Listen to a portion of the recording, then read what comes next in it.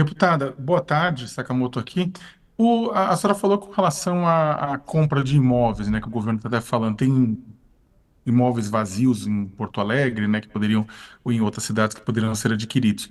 Mas no caso das escolas, exatamente, né, a ideia também seria essa, procurar imóveis vazios para instalar escolas. Porque a questão, na verdade, que o pessoal está preocupado com relação à questão de você voltar a uma certa normalidade das aulas para os crianças e os adolescentes, é para evitar, inclusive, o trauma, toda a pressão sobre eles, né? Voltar todo aquele uma garantir para eles um mínimo de vida normal, digamos assim. Mas aí qual que seria a melhor forma? Um hospital uma escola de campana, uma escola de lata, uma escola provisória, ocupar um prédio que um prédio público e transformá-lo em escola provisória? Olha, eu acho que é muito importante a tua pergunta, Sakamoto, porque são duas dimensões, né? Primeiro, 1.000 escolas estão impossibilitadas de voltar, mais ou menos, entre as que foram atingidas e danificadas, mas muitas servindo de abrigo, estão recebendo centenas de pessoas. E óbvio que tu não tem como, enfim, as pessoas precisam ter um espaço para ficar com mais dignidade, mais conforto, inclusive tem muitos abrigos que têm falta de coisas materiais, né? Quando teve a crise da água, faltava água potável, né? Falta de alimentos, enfim, etc. Outros não tanto, eu fui em vários, fui em auto-organizados, fui do governo, enfim. Inclusive, me lembrei agora da Santa Rosa, no bairro de Porto Alegre, que tem 120 pessoas. Como é que vai voltar às aulas se tem as pessoas da comunidade em geral do Sairandi que foram atingidos ali, né? Então, o tema da volta às aulas é importante para que tenha essa socialização, não tenha esse trauma, e vale destacar que o tema da saúde mental tem que entrar também. Tem uma dimensão da saúde, do combate à dengue, à leptospirose, mas tem a saúde mental, porque todos os gaúchos estão afetados, sobretudo quem foi mais impactado, quem perdeu familiares, mas assim, é uma situação muito, muito grave. E também da perda das aulas mesmo, né? A gente viu que foi a perda da pandemia, que não tinha o que fazer, mas as pessoas não tinham como ter aula pela internet. Eu acho que as escolas de campanha podem ser uma alternativa, desde que tenham qualidade, enfim, de como elas vão ser feitas, porque não podemos esquecer que o Rio Grande do Sul agora vai começar o frio. Já começou o frio, e aí vai dificultando ainda mais, né? Um conjunto de doenças que as crianças e professores são expostas depois de ter sido expostas à água contaminada, a uma série de coisas. Então, porque, bom, do que seria construída essa escola, né? Foi uma das perguntas feitas em algum outro programa, de lata, vai ser com lona, etc. Então, essa vai ter que se debruçar numa força-tarefa urgente educacional, junto com a Secretaria, né, de Educação de Estado e as secretarias estaduais e o próprio MEC, para aportar que tipo de tecnologias ao mesmo tempo, de volta às aulas se pode fazer sem ter uma perda para as pessoas que estão nos abrigos e sem ter uma perda também. Por exemplo, tu define a volta às aulas agora, tá, Sakamoto? Tem muita gente que ainda não pode voltar às aulas. Que está fora de casa, que está fora da cidade, que está. Enfim, então essa criança vai perder? Não pode. Ter a perda do É. ano letivo também, né? É toda uma complexidade que nós, inclusive, queremos conversar com a campanha, com os especialistas da campanha nacional pelo direito à educação, para pensar uma proposta de conjunto, porque impacta em muitas coisas. Se tu parar para pensar um pouquinho mais para frente, por exemplo, tem o Enem. Como os É. gaúchos vão fazer o Enem? E No mínimo um tem. mês ficaram debilitados. Não, é todo um tema, porque é o sonho para entrar na É. universidade de milhares de jovens E teve a pandemia, gaúchos. né? A pandemia que também já causou um impacto enorme, né, nessa geração. Além da pandemia, agora esse problema aí para os estudantes do Rio Grande do Sul. Deputada, eu queria perguntar para a senhora o seguinte: a senhora já foi ao plenário, né, da Câmara para falar sobre as fake news que os colegas da senhora estavam utilizando o próprio plenário para divulgar desinformação. O pessoal se movimentou e tal, entrou com representação na PGR, tem representação no Conselho de Ética também. Como é que está essa situação? Eu acho grave, viu, Diego? É muito criminoso, sabe? Que a pessoa produza uma fake news, uma mentira deliberada. E aí não é um fato fora de contexto, viu? Embora possa ter fatos fora de contexto, o que teve foi a proliferação de mentiras deliberadas, de imagens de outras tragédias, foi utilizada, de falas, e a gente vai ver que o Eduardo Bolsonaro foi campeão das fake news, né? Ou de uma fala fora de contexto, mas as mais graves são as que causam riscos à saúde e atrapalham os resgates, isso aconteceu. As que inviabilizam as doações, e eles inventaram que estavam sendo cobrados um imposto para quem fosse fazer doação, a maior mentira da face da Terra, e o que poderia, obviamente, fazer com que mais pessoas, enfim, ficassem receosas de mandar doações para o Rio Grande do Sul. Eles inventaram, além dessas dos corpos boiando, enfim, foram umas 5 ou 6 fake news muito graves. Por isso que eu fiz essa peça para a PGR, Procuradoria-Geral da República, pedindo a investigação de 7 parlamentares que propagaram as fake news que nós identificamos até ali e preferimos o caminho da PGR, porque a gente tem visto que o Conselho de Ética não dá em nada, né? No sentido da criminalização, ou enfim, da penalização de casos envolvendo a extrema-direita. Ao contrário, é célere para julgar casos como o das mulheres que lutavam contra o marco temporal, das quais eu estava, até não foi célere para julgar, foi célere ao chegar. Mas os que nós fizemos, daqueles que fizeram apologia do ato do 8 de janeiro, vocês viram, ficou em qualquer gaveta, né, da Câmara dos Deputados. Então, nós optamos para ir direto na PGR, né? O pessoal não fez denúncia ao Conselho de Ética nesse caso, mas eu acho que é criminoso e acho que deveria ser aberto imediatamente, né, essa investigação. Acho que tem que esperar a PGR se manifestar, porque não pode passar impune, né? Que no momento mais desesperador a gente tenha fake news sejam sendo produzidas e sendo reverberadas nas páginas, etc., só criando mais desespero, pânico, atrapalhando a defesa de saúde pública ao invés de ajudar num momento tão difícil, né? Ao invés de se ajudar, se usar as redes sociais para ajudar o povo gaúcho nesse momento tão difícil.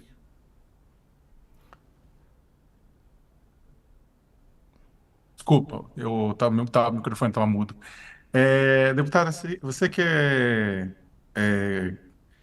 é do mesmo estado que o deputado Paulo Pimenta, né? E eu queria que a senhora avaliasse a escolha dele pelo presidente Lula para ser, digamos, o intermediário, o ponto focal para a questão do enfrentamento à tragédia no Rio Grande do Sul. Tá tendo muita discussão. Muita gente defende o Paulo Pimenta, diz que ele é do Rio Grande do Sul, ele conhece os municípios, é uma pessoa próxima ao Lula, portanto, vai ter uma interlocução facilitada.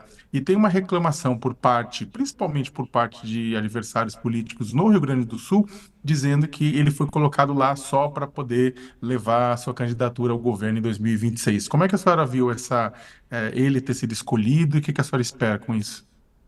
Olha, Sakamoto, eu acho que é normal que primeiro se escolha um gaúcho para ser a autoridade federal por conhecer o Estado. É simples assim, né? Primeiro que nas reuniões eu participei de todas, da bancada federal, algumas com a bancada estadual junto, algumas com ministérios e vários ministros, né? Outras com o governador Eduardo Leite. Participei o que foi para fazer propostas, para mostrar problemas, para, enfim, né? Ajudar e ao mesmo tempo apresentar temas. E várias das reuniões vinha esse tema do governo federal ser célere e ter um escritório, e ter um ponto de despacho, digamos, no Rio Grande do Sul. Porque a gente sabe que o tamanho do dano, da devastação, da catástrofe é de longa, né, reconstrução e tem várias áreas. Então, a ideia de ter uma autoridade federal, de uma certa maneira, é uma resposta a uma demanda de ter canais diretos com o governo federal para acelerar trâmites e para ajudar a ter, enfim, o envio de recursos, resposta rápida frente aos pedidos dos prefeitos e prefeitas, né, interlocução. Bom, ao governo definir ter esse escritório, eu acho que nada mais normal que o Lula escolha alguém do estado de confiança dele, porque, afinal, é um representante do governo federal, não é um representante do PSDB, que foi quem criticou, eu acho que alguns do PSDB criticaram, não é um representante do governo federal. Então, eu acho boa a indicação do ministro Paulo Pimenta. Já participei de reunião com ele hoje também, já tinha participado de várias desde que começou, enfim, e é isso, né? Ao mesmo tempo que a gente sabe que é fundamental essa participação do governo federal financeiramente para ajudar a reconstrução do estado do Rio Grande do Sul, porque nenhum estado consegue dar conta do impacto, né, desse tamanho sozinho, ainda mais o Rio Grande do Sul que sofre com, sabe bem, a dívida com a União, que foi suspensa corretamente pelo Lula, mas que é impagável. Aliás, na minha opinião, já foi paga e tem todo um regime de recuperação fiscal. Nenhuma prefeitura tem recurso sozinha para enfrentar todas as perdas que foi produzida pelo temporal, pela chuva. e pela falha de vários serviços. Então, sim, né, esse escritório pode ajudar a dar celeridade em política como o voucher, R$ 5.000, pode ajudar a dar celeridade nas listas em relação a quem tem direito a essas moradias, né, que ainda não foi detalhado o projeto, mas é muito importante detalhar o projeto para a gente já começar a ter um projeto habitacional. Eu acho que o projeto habitacional é a prioridade um, sabe, Sakamoto? Baixou a água, tem que começar, porque se a construção demora, mesmo que seja mais rápido que o normal, e a aquisição de imóveis, além disso, os vazios urbanos, nós não falamos muito, mas eu acho que é importante, porque tem prédios vazios públicos e muitos, e tem vários prédios que ficam vazios pela especulação imobiliária, que deixam determinada região da cidade com prédios vazios esperando aquela região se valorizar, porque constrói um metrô, porque tem alguma coisa que vai valorizar, e assim eles ficam 20, 30 anos sem pagar o imposto progressivo sobre função social, que deveria ter em Porto Alegre, no Rio Grande do Sul, mas a maior parte dos municípios não tem, ao mesmo tempo estão com prédios parados. Então, sim, tem que combater esses vazios urbanos, porque a demanda habitacional será gigante. E o voucher também é muito importante, porque tu sabe bem, e todos sabemos, o custo de mobiliar uma casa é caríssimo, né? E as pessoas perderam tudo, que economizaram a vida inteira, que foram comprando parcelado. Então, a liberação desse voucher vai ser importante. Hoje o Eduardo Leite anunciou esse outro programa que é para as famílias do Cadastro Único, que é muito importante, essas famílias em vulnerabilidade, mas a gente precisa também de outros programas para todas as famílias atingidas, porque a gente sabe que teve muita perda no nosso estado. E uma terceira medida que ainda não foi anunciada, mas me parece invariável, é a questão de um auxílio calamidade, como vários movimentos sociais estão postulando. Porque tem a casa, tem os móveis, mas tem também o impacto de perda de posto de trabalho, como a gente viu ali no turismo, na tua reportagem, vários pequenos, micro, médios, a pequena agricultura, assim, a quantidade da perda é imensurável agora, assim, É, é imensurável neste momento histórico, porque o Estado, enfim, vai ter um custo muito forte para se reconstruir. Por isso que a nossa PEC, eu quero só dar dois destaques, eu estou ainda com a coleta de assinaturas, tá. porque eu acho que é importante, ela prevê a anistia de tudo que o Estado investir nesses 3 anos de suspensão da dívida, não tudo que o Estado investir para recuperação e para defesa civil e políticas socioambientais, o que é muito importante, fica abatido do estoque da dívida ali na frente. Porque essa dívida já foi paga, na minha opinião. A gente começou pagando 7 bi, pagou religiosamente até aqui com juros abusivos lá em cima, etc., flutuantes, como se dizia, e hoje devemos 90 bilhões, não tem lógica. O Lula, pela primeira vez na história, alguém suspendeu o pagamento da dívida. Suspendeu por 3 anos, o que é muito importante. O Estado não pagará 3 anos e não terá juros sobre esse dinheiro.